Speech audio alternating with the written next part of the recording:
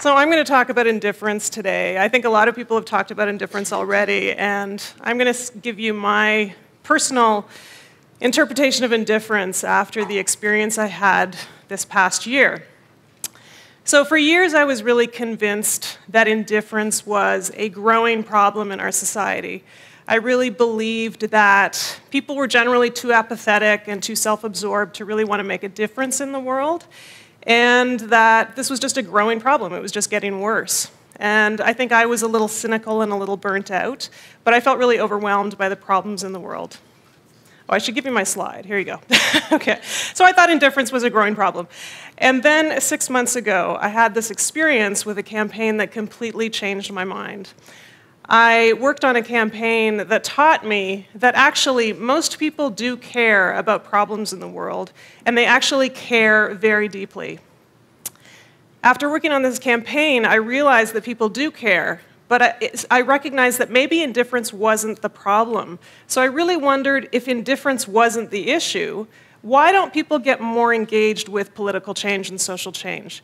Why don't they feel empowered enough to make a difference in their communities, to make a difference in their situations on the planet? Why don't we feel more connected to political change and making a difference? So the campaign that I worked on was Free Tarek and John. My brother, John Greyson, who is a filmmaker and a professor at York University in Toronto, he was traveling through Egypt with his colleague, Dr. Tarek Loubani, who's a medical doctor from London, Ontario. They were traveling to Gaza, where Dr. Loubani teaches emergency room protocol to doctors at a hospital there. My brother was joining him to do some film work. And when they were traveling through Egypt in August, they were stuck in Cairo for 24 hours because of instability in the region.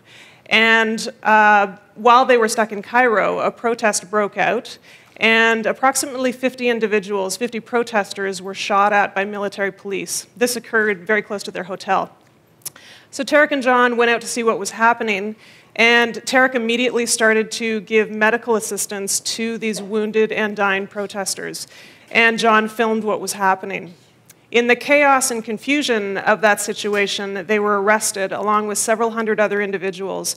They were detained, they were beaten, and they were put in prison. And John and Tarek remained in prison in Cairo for 50 days. So with this campaign, I was humbled and amazed to see thousands of people come together and work to support us. At home, family members and close friends worked around the clock to bring attention to their cause. And we were really stunned to see the level of support that came together in support of Tarek and John and called for their release. So after working on this campaign, it ended approximately in October. After working on it, I really wondered, what are the ingredients that allowed people to come together for our campaign and feel like they really wanted to connect with us? What was it that we did that allowed people to participate in our campaign? Were there any ingredients that could be used in other social justice campaigns? And so the kind of activism that I think comes under this umbrella is, I like to call participatory activism. And this may sound like a very academic term for a Sunday afternoon, I apologize. But I think it's a useful term. And basically what I mean by that is that I want to put participation into the core of an activist movement. I think it's really essential to bring participation in as the central goal. And I think there's a few ingredients that you can include in this, and I'm going to talk about that. And I'm going to use some concrete examples from the Free Tarek and John campaign to show you what we did, very simple things that we did to invite people into our campaign. So the first thing that I think is important is an open structure. And by this I mean giving people an opportunity to give feedback and to have open dialogue about what's happening. And also to allow the streams of communication to go back and forth between supporters and strategists. And so this is our humble little website. This is where we shared information with supporters on a daily basis. We didn't have a fancy web designer. We just threw it up in an hour on a web hosting platform, and it was very simple, but it really worked to share information really widely.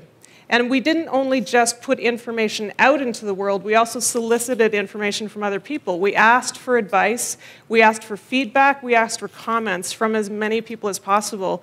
Because although some of us had worked on campaigns before, we had never been in this particular situation. I had never had a brother in jail in Egypt before.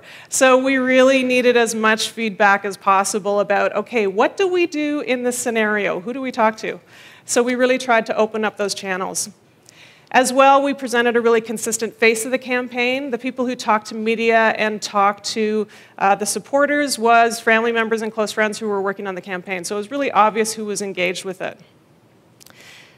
Another thing is to encourage involvement, and this means making it easy for people to participate in a really easy level. So on our campaign, on our webpage, we had a really simple how to help page, and it had links to our online petition, and it had downloadable letters you could send to the Egyptian embassy, and it had a lot of different ideas for how you could get involved and get engaged. And this is an example of one of the many amazing things that people did on the campaign. This was a doctor from London, Ontario, who works with Tarek, and he made his own identification badges. He just printed them up on his computer and laminated them, and he distributed them to medical staff at the hospital where he works.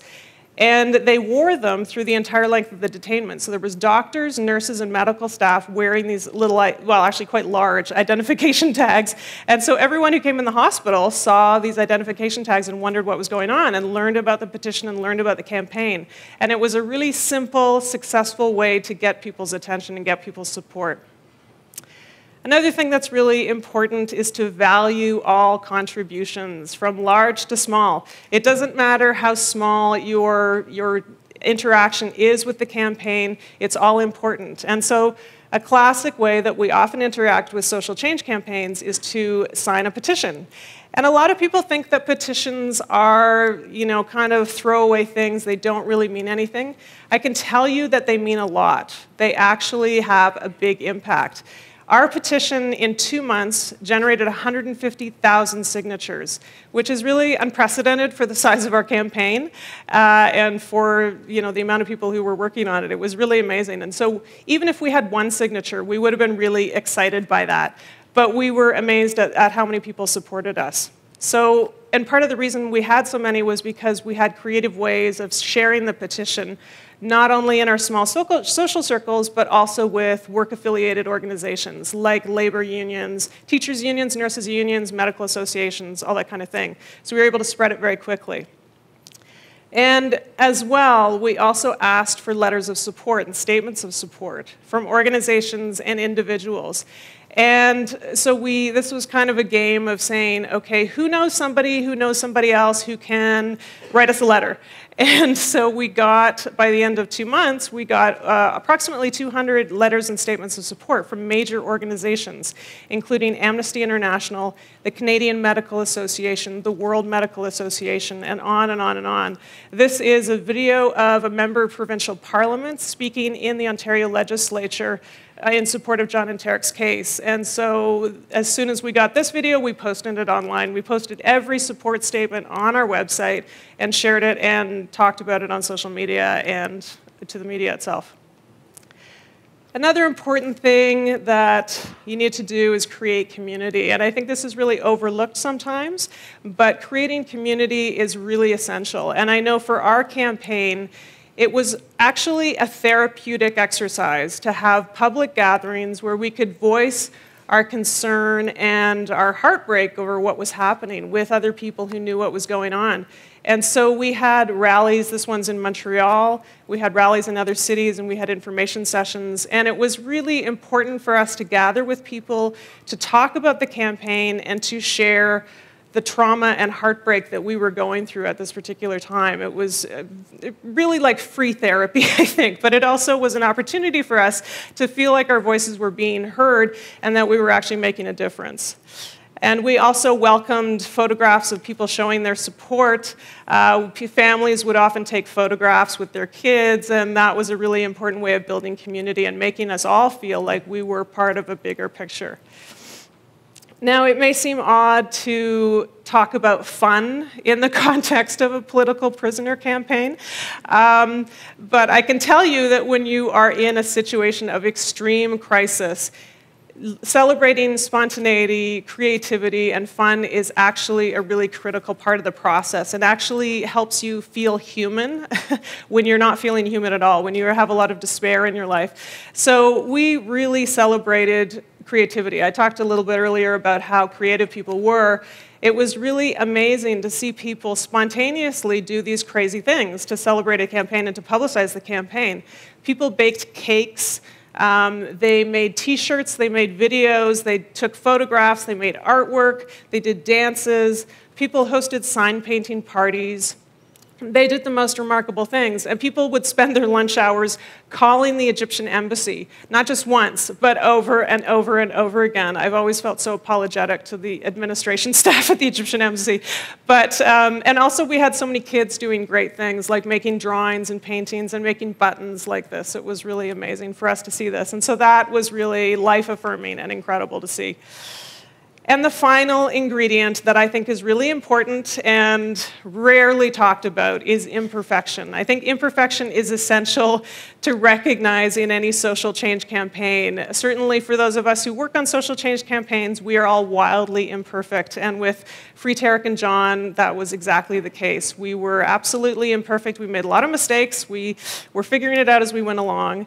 And in the spirit of imperfection, I will share with you this photograph of myself taken at 3 o'clock in the morning in my penguin pajamas, celebrating the release of John and Tarek. We had just received a phone call at midnight saying that they had been released from prison unexpectedly, and I was able to speak to my brother for the first time in 50 days.